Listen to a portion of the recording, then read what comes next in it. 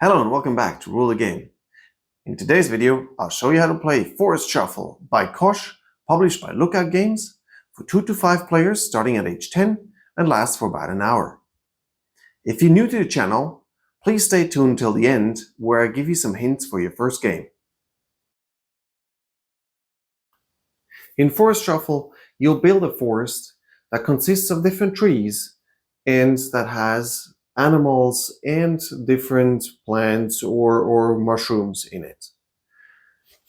It may look like this. The points in the game are the acorns. Most of the cards have on the bottom right something that talks about acorns. There's usually a condition attached to how many acorns you get in case of such and such. And what you do is you first check all your trees.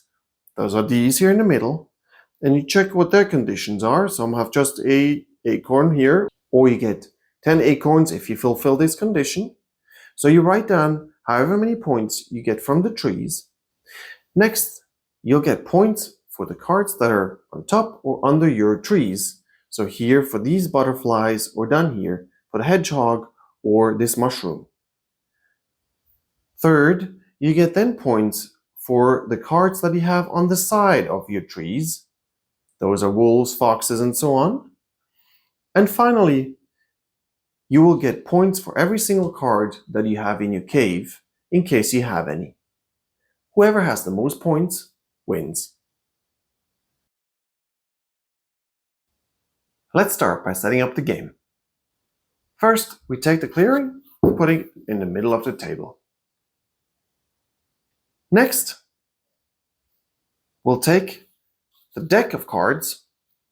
We'll remove some cards. For 5 players, you keep them all. For 4 players, you take out 10 cards. For 3 players, you take out 20 cards. And for 2 players, you take out 30 cards. You then take the deck. You split it in 3 piles that are approximately the same size.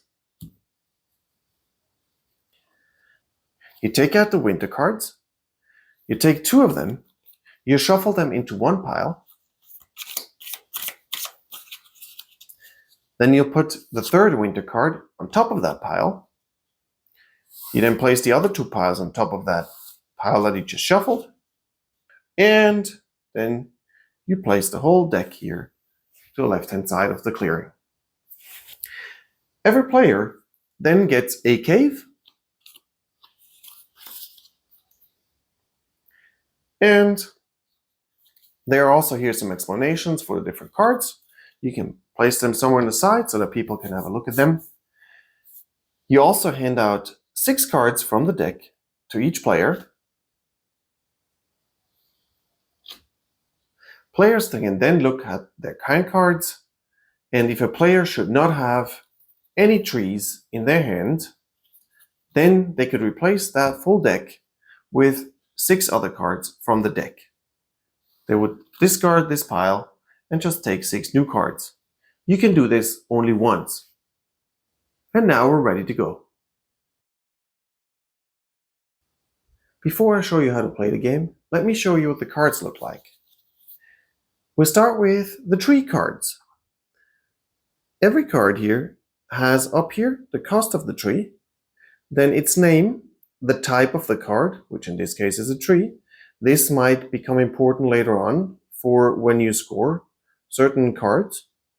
And then down below here, you have a condition in which case you will get victory points or acorns. Please note also that here, this tiny number that you have is the number of cards that exist of this type. So in this case, there are 9 lindens. You see here, the horse chestnut looks pretty much the same. Cost, type, name. Down here has a scoring condition. So here in this case you get 1 point for 1 of these chestnuts. You get 25 points for 5 of these chestnuts. You also see up here an icon that might become important later to pay cards or also to get points. The animal cards are different. In animal cards, you have 2 halves that show 2 animals. You can either have them horizontally split or you can have them vertically split. Most of these split cards have animals on them, so I will call them animal cards, even though in some cases you have mushrooms on them, or you can even have plants on them. The way that these cards are set up is very much the same. You have the costs up here, you then have a type of card, in this case you see a bug and a butterfly, you have its name, you have different scoring mechanisms. In some cases, like down here, you will actually see an effect. This effect, as it says here, immediately will be done immediately when the card is put down. Or, in some cases, you also get a permanent effect. Here, whenever you play a card atop of a tree, then you get a card that you can pick up from the deck. Here you also have an effect that when you put that card down, you can take a card right away. The symbol with the binoculars is a bonus that is played after you've done the effect that this card has immediately. Most of the effects are straightforward. Here you get a card that you can draw directly from the deck. Here you get one card from the deck for each deer that you have in your forest. Also here actually, if you get the bonus, you get to do a second turn. And this bonus symbol here means that when I've played this stag beetle, I can also play a bird card, a card that has here this bird symbol, for free in my forest without paying its cost. Note that if you get to do this, you will not get effect or bonus from this card that you've played here through this bonus. So now let me show you how it's played. Forest Shuffle is a turn-based game. On your turn, you get to do one of two actions.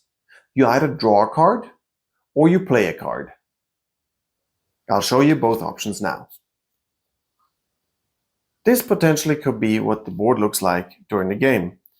The player here already has a tree with some animals, they also have hand cards, there are cards here in the clearing, and there's still the deck. Also, there's the cave here. If you want to draw cards, you have to draw two cards. You either draw from the deck or you take cards from the middle. You can also have one card from the clearing and one card from the deck. Of course, if you take a card from the deck, you don't know what you get. While over here, whatever is in the clearing, you're going to see it. So you pick up two cards and you put them in your hand. You can have at most 10 cards in your hand. If you already have 9 cards, you can only pick up one card. The second option is that you play a card. Let's say you want to play a tree. We'll start here with the oak. We'll put the oak down. I mentioned before, up here is the cost. 2 is the cost of this card. The costs are paid in cards. So the cards that you play are not only the cards that you play, but they're also your money. In this case, I'll just take 2 cards and I'll put them down in the clearing. Whenever you put down a tree, then the rule over here also says that you have to take a card from the deck and also put it in the clearing. Once you're done with this turn, once you've played your card, you then check if the clearing has 10 or more cards, and if that's the case, you take all the cards from the clearing and you put them here on the discard pile. The clearing is then empty, and the next player will have to draw cards from the deck unless they just want to play a card and pay its cost here into the clearing. You can also play any of your cards face down. That's then considered a sapling. This is also a tree, as you can see down here. But this tree doesn't count as any kind of type of tree. So if you have a condition that requires different types of trees, this one will not count. However, you'll be able to also put animals on it in all 4 directions. If you want to play an animal, it works the same way. You decide if you want to play the owl or the mushroom. They both cost 2, so in this case the costs are the same, but you will have some cards where the cost between top and bottom is different. You pay for whatever you want to get. If you want to get the owl, you pay your 2 cards from your hand. Again, you just place them here in the clearing. And then you place the card underneath your tree so that only the part that you actually wanted to play, the owl, sticks out. Next, you do the effect, which in this case means I get to draw another card from the deck and put it in my hand. You can only place animals where there are no other animals around your tree yet.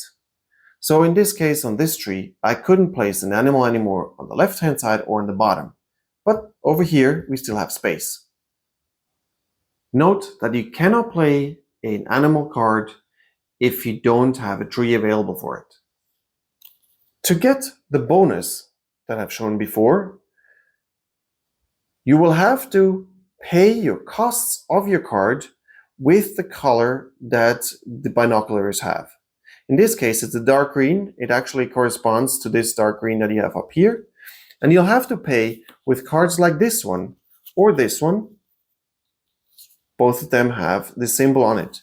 If you pay with these 2 cards that have the same symbol, you will then get here, when I place this owl up here on this tree, I will then get first the effect, 1 card from the deck, and then the bonus, which is 2 more cards from the deck that go straight into my hand. Both of the cards that you pay with need to have this icon on it. It's not enough to just have one that has this dark green item on it. To get cards on your cave, you will need to have certain animals that have this condition that let you put cards under the cave. For example, the bear is an animal that stockpiles cards under the cave. Once I'm done with one of my 2 actions, either the drawing card or the playing card, the next player has then their turn. And we continue this until the winter cards are showing up here from the deck. As you remember from the setup, we had 3 winter cards that we put rather low in the deck. So the 3 winter cards will come at some point, and once the 3rd winter card is revealed, the game ends immediately. The person whose turn it is will not get to end their turn, but the game ends then right away. We then go over into scoring. And that's how Forest Shuffle is played. And here's some hints of the first game. So look, the first time I played this, I played against somebody who had played the game before. A good friend of mine. He of course won the game, and I felt like I had no chance because I had never played it. I didn't know what I was doing.